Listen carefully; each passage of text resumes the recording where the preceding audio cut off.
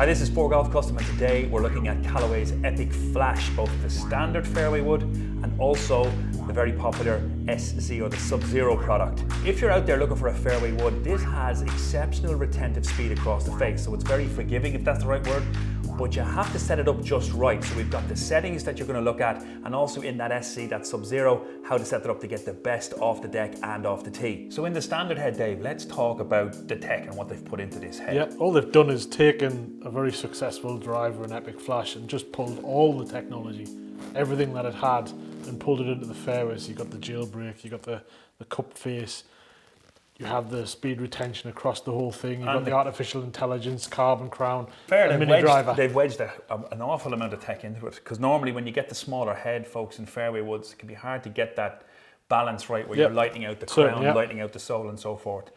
So if they have all that tech, is it delivering?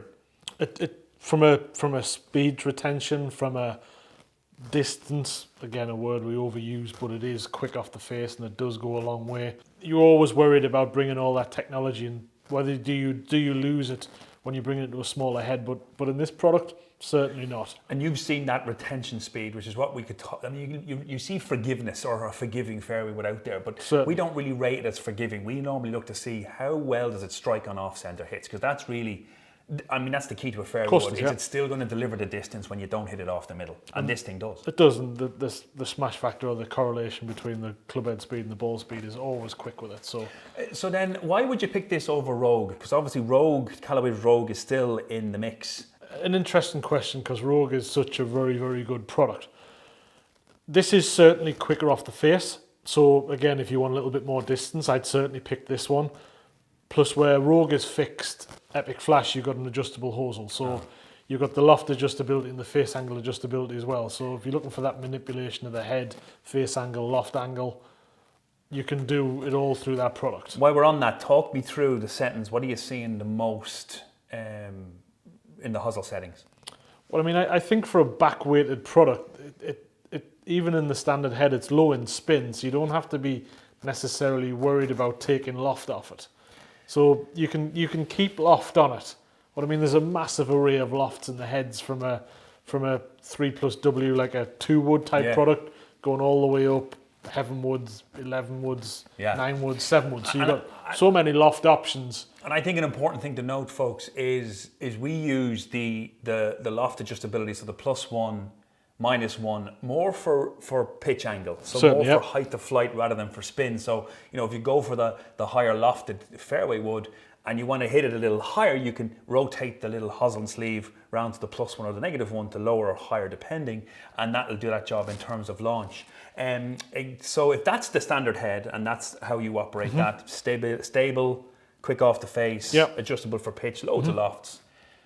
We wanted to talk about SZ. The Sub-Zero product. So this is a more of a weighting story in terms of placing weight forward. It's a lower launching, it's a lower spinning head. Talk us through where you're placing that in terms of the fitting. So I guess with the big difference is, instead of just having one weight at the back, it has 2 weights. So you can flip it front and back. It's a lowering spin. It's a keeping the ball flatter through the air. Becomes a very, very good teeing product if you need a fair wood off the tee, or the golf, you're long and the golf course isn't overly long. I think that's a great note. Be a great product there for that. If you're first time on the channel, you're very welcome. Please subscribe. We've got great information here from fittings. Hit the bell. You'll get notified when the videos go live.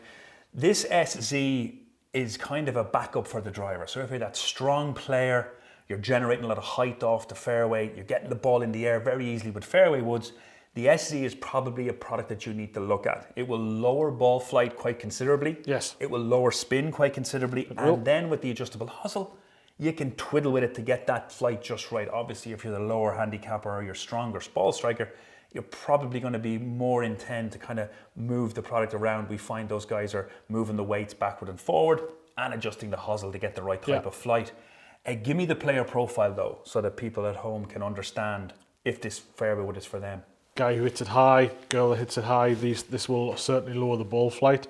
You can do it through the hosel, you can do it through the weight. I tend to find that it's still just as good with the weight at the back, and then try and do it more with the loft than doing it. So again, in this, there's only 3 head options. Right. The 3+W, the 2 wood, the 3 wood, and the 5 wood. Yeah. So you haven't got all the options that you would have in the standard head. You probably won't need them though. That type of person doesn't need that 11 wood and 7 wood type into the golf bag. And then let's talk us through, because I know we had a little bit of a mare with Dave during testing, and that talk us through.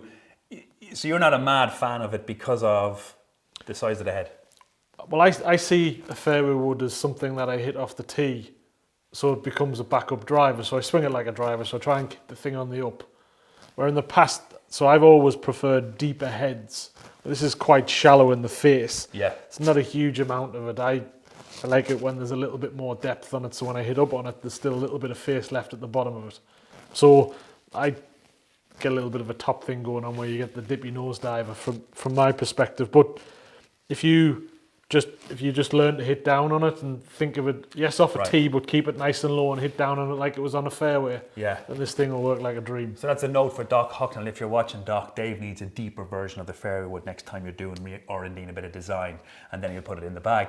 Let's talk shafts finally on this, just so that we kind of pull this all together. So what are you using, and what's the best for that stronger, higher flighted player?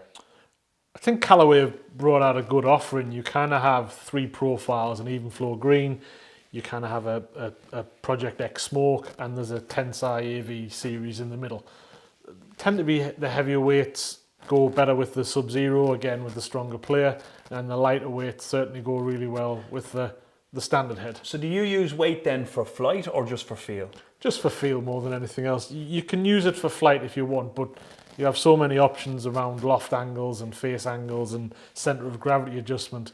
You don't necessarily need the shaft to do that type of profile. Like for you, all I had to do was put the right shaft in, and you could fiddle the loft and you could make it do anything it wanted, and you could do it in any head. So a great fairway wood with speed across the face. So if you're looking for something that's speed retentive or will keep the speed high irrespective of the hits, then this is the fairway wood to consider. The AI, or the artificial intelligence designed face, is a very exciting story.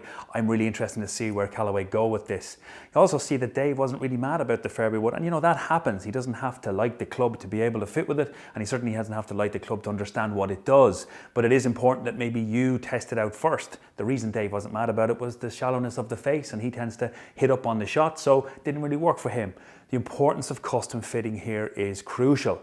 We fit here all the time, and the content is delivered around our expertise in the art of custom fitting. So the information is very usable, but it's also very real in what we do here in a day-to-day. Make sure that if you're strong, you're keeping that weight forward to keep the launch angle and the spin down.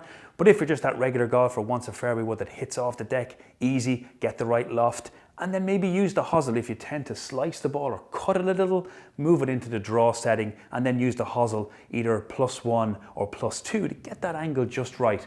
There isn't really a fade setting on this club, so it's more suited to somebody that hits it straight, which is the N and S setting, or if you do slice a little, put it into the D or the draw setting.